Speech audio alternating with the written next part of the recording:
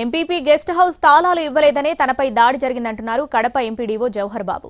MPP కాకుండా ఆమె కొడుకు గది తాళాల కోసం తనపై ఒత్తిడి తెచ్చాడని తెలిపారు. అసాంఘిక కార్యక్రమాలకు ప్రభుత్వ భవనాలను వాడుకోవడానికి అనుమతించకపోవడం వైసీపీ నేతలకు ఆగ్రహం తెప్పించిందంటున్న జవహర్ బాబుతో మా ప్రతినిధి రమేష్ ఫేస్ టు ఫేస్.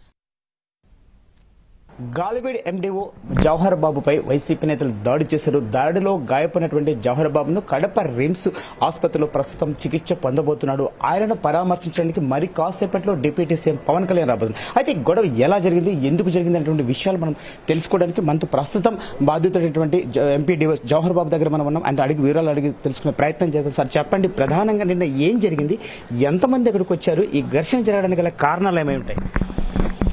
నిన్న మధ్యాహ్నం దాదాపు 1 గంట సమయంలో ఎంపీపీ కుమారుడు సుదర్శన్ రెడ్డి ఎంపీపీ ఛాంబర్కి సంబంధించిన కీస్ ఇమ్మని చెప్పి ఇవ్వడం జరిగింది. ఆయనతో పాటు దాదాపు 20 మంది పైన అంతా జనం అంతా కూర్చున్నారు.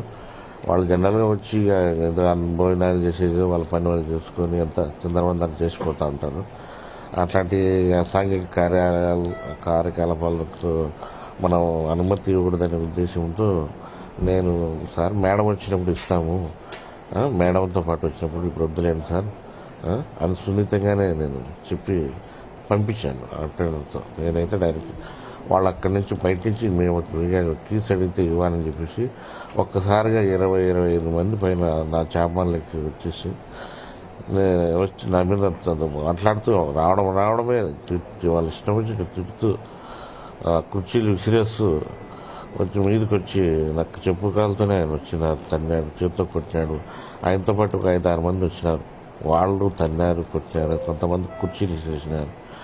లాస్ట్లో మళ్ళీ పోతూ నేను చంపేస్తాను, నువ్వు చంపకుండా వదలను, నువ్వు రిటైర్డ్ అయినా కూడా నేను వదలను అని చెప్పేసి మాట్లాడుతూ కుర్చీ లాస్ట్లో మళ్ళీ వేసినాడు. వేసినప్పుడు ఇక్కడ నాకు మా వాటి అడ్డుపడినప్పుడు అతనికి తగిలి నాకు కొంచెం తగిలింది ఇక్కడ. ఉద్యోగుల పైన ఈ దాడి అంటే బీగాలు ఇవ్వకపోవడం వల్లే ఉద్యోగులను భయభ్రాంతులకు గురి చేసే పరిస్థితులు అక్కడ నెలకొన్నాయని మనం అనుకోవచ్చా? అంటే గతంలో నేను వచ్చి 2 months అయింది అక్కడికి. అక్టోబర్ 3వ తేదీ జాయిన్ అయ్యాను. నవంబర్ 2వ తేదీ మండల మీటింగ్ జరిగింది.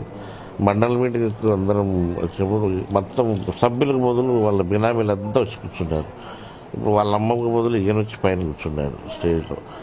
నేను పోయిన తర్వాత వద్దున్న ప్రోటోకాల్ ప్రకారం మెంబర్స్ ఉంటేనే మంచిది, దయచేసి మెంబర్స్ కాని వాళ్ళందరూ కింద కూర్చోండి, మీకు వేరే ఏర్పాట్లోనే దయచేసి బయటికి వెళ్ళండి అని చెప్పి సున్నితంగానే చెప్పి పంపిస్తే నా దాంట్లో గుడ్లు చూసి అప్పుడే వాళ్ళలేక వెళ్ళిపోయినారు. తెలుసు అదంతా ఉన్నారు కదా, అప్పుడు ఉంటారు కాబట్టి అప్పుడు ఆ కోపం ఉంది. ఆయన కూడా వచ్చినప్పుడు నేను పోయి ఆయన దగ్గర నిలబడి మాట్లాడాలి, కూర్చోకూడదంట. అది ముందు ఇన్ఛార్జ్ ఎండీఓలు ఉన్నప్పుడు అది అట్లా అలవాటైంది. నేను రెగ్యులర్ ఎండీఓని కాదు, నేనేదో మామూలు కూర్చొని మాట్లాడతాను. అందుకని ఆయన అంత పెద్దగా నన్ను యాక్సెప్ట్ చేసి ఆయన మనసులో ఎందుకో మనమంటే మంచి అభిప్రాయం లేదు. సో మనం చూస్తున్నాం, ఎందుకంటే అక్కడ వాళ్ళు అసాంఘిక కార్యకలాపాలకు అక్కడ ఎంపీపీకి సంబంధించిన రూమ్ను ఉపయోగిస్తుంటారు. వాటిని మేము సమ్మతించము, అందుకోసమే తాను ఆ బీగాలు ఇవ్వడానికి కాస్తంత ఆలస్యం చేశాను, కానీ తర్వాత దాన్ని ఇవ్వడానికి ప్రయత్నం అయితే చేశాము. అయినప్పటికీ కూడా వాళ్ళు ముఖముడిగా వచ్చి తనపై దాడి చేశారని ఆయన తన అభిప్రాయాన్ని వ్యక్తం చేస్తున్నాడు. కెమెరామ్యాన్ చాందుతో రమేష్, ఎన్టీవీ, రిమ్స్ నుంచి.